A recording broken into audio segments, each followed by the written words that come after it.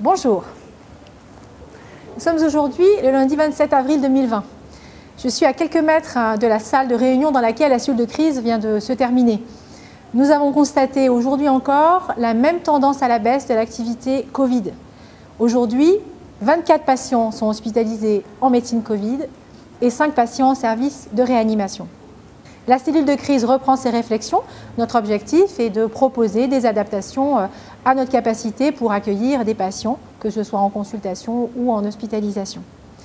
Je voudrais profiter de l'absence du docteur Scovron, qui est actuellement au bloc opératoire, pour vous remercier d'avoir joué le jeu durant toutes ces semaines des règles difficiles du confinement, et puis évidemment de vous inviter à poursuivre vos efforts encore jusqu'au 10 mai. Merci beaucoup.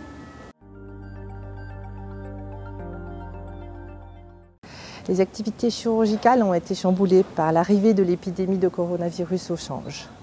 Pour libérer du personnel et du matériel, nous avons dû réduire nos activités. Certains services de chirurgie ont fermé pour faire place à des unités pouvant accueillir des patients atteints du coronavirus. Et nos infirmières se sont déployées sur ces unités. La salle de réveil du bloc opératoire et le service d'endoscopie digestive sont devenus une unité de la réanimation. Et les personnels du bloc opératoire et de la réanimation ont pleinement collaboré pour faire face à l'afflux de patients. C'est une période qui restera dans nos souvenirs. L'activité chirurgicale du bloc opératoire a dû être réduite pour n'opérer que les urgences et la cancérologie. Nous avons réduit ces activités sur les 2 sites et nous nous sommes aidés de la mise en place d'un comité d'éthique pour décider au mieux des patients qui devaient être opérés et ceux qu'on pouvait décaler pour éviter au maximum une perte de chance. Certaines urgences ont pu être adressées à la clinique. Au jour d'aujourd'hui, les activités n'ont pas pu pleinement reprendre car nous devons rester vigilants car les réserves en médicaments anesthésiants doivent être utilisées avec mesure pour pouvoir faire face à une nouvelle vague épidémique au moment du déconfinement.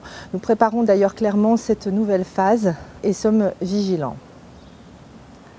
Soyez prudents, car nous voyons déjà augmenter les urgences traumatologiques, les accidents de voiture, les accidents de vélo, des accidents de chantier parfois gravissimes alors que le déconfinement n'a pas encore démarré.